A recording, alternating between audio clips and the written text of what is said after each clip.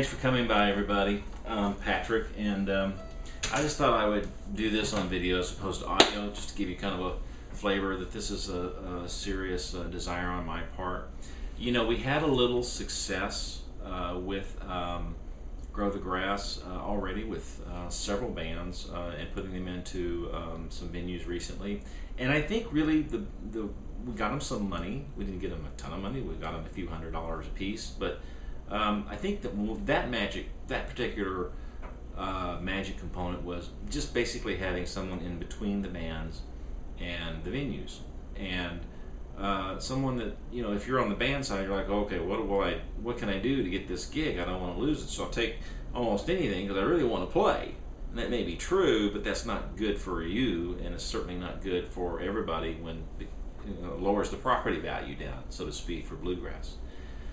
So Grow the Grass is addressing that because we'll get someone in between, or maybe, honestly, not a person. Hopefully, my vision is to have a website kind of do all this automatically for us.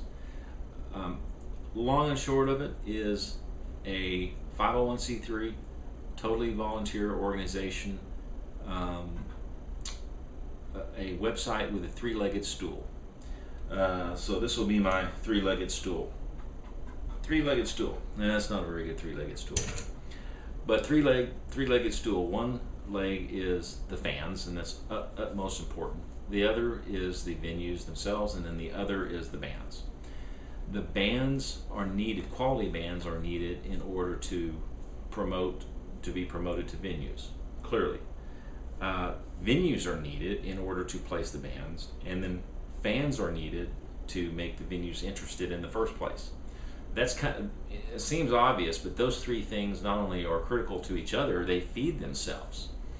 So how do we organize bluegrass in such a way that we can increase our stock value to venues, increase the venue count, and ultimately, and don't be afraid of this, what I'm about to say, increase the number of bands? That's actually good for you because it makes bluegrass in demand, where right now it's not in this area. Colorado, California, many other states, it's doing very well. In fact, I think in Colorado it probably is the number one, genre, or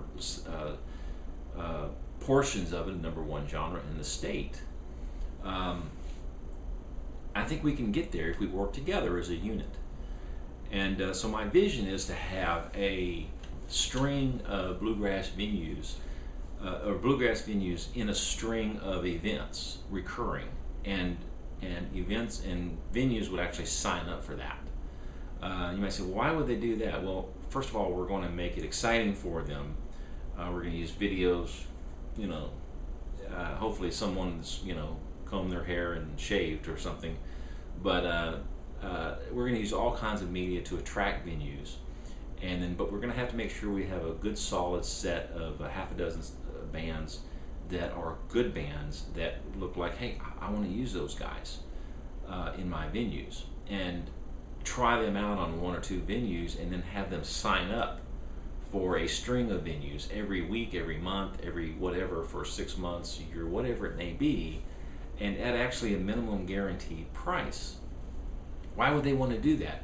Because we're actually going to tell them that they're getting a bargain, and they will be getting a bargain, and they're going to get quality. They're going to get a lot of value on the dollar that they're spending, and they're going to have expectations.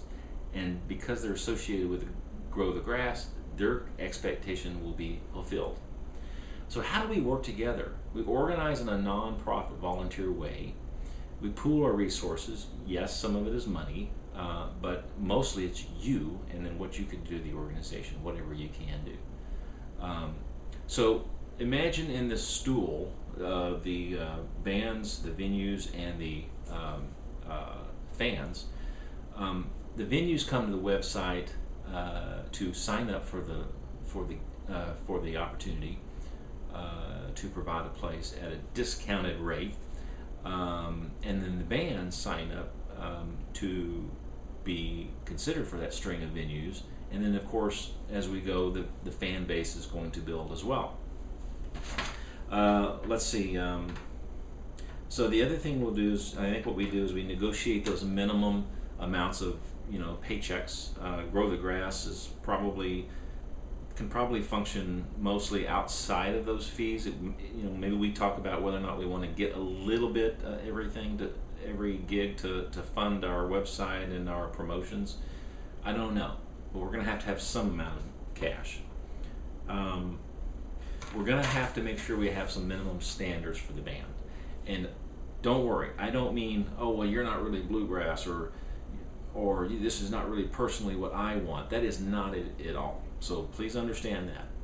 What I mean is that when some venue comes to the website and they book one of our bands, they know that band is going to give a quality show, whatever it may be. Hopefully bluegrass, but whatever it is, that it's going to be quality. It's going to be a good show. It's going to be well practiced. It's going to sound good, and hopefully there's a lot of variations out there.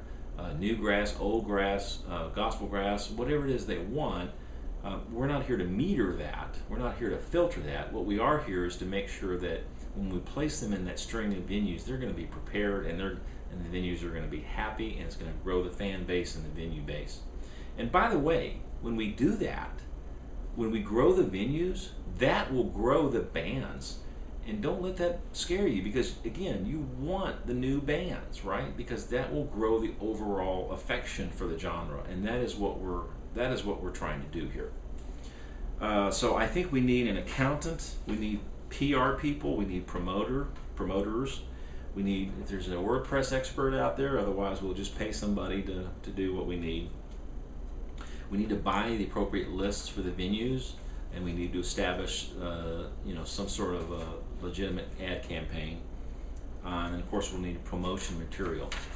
So that's the vision. Once again, if we can get to where the website is handling all three of those legs on the stool, that would be awesome. Because I don't personally want to get involved in between the bands, and I know unless if there's one day that maybe we pay somebody to do that, fine. But I really visualize a situation where the website can in an automated way do most of what we want. I thank you for joining me today, and I don't have a set calendar on this, but I'll be following up with you as far as maybe getting together and having some sort of organizational meeting to really get this kicked off. I'd like to have your support. Let's grow the bluegrass community in a very thoughtful way. Incidentally, I meant to mention on the bands and the quality and all that, we need to be mentors for the new bands. We need to be mentors for each other. We need to check maybe some of these, don't be offended if someone says, hey, it might be better if you, try, this band, maybe try to, put a little laughter in your presentation, or maybe a little less stage talk and whatever. I mean, but the point is to collaborate, for us all to mentor each other, and then especially on the younger bands, let's mentor them and get them up to where they're providing a good show. So send me an email or something saying you're interested in helping. This has been a dream of mine for many years. Knowing that we're not acting as a unit in this area, and it's time to. So let's see what we can do to get together. I hope to see you again soon.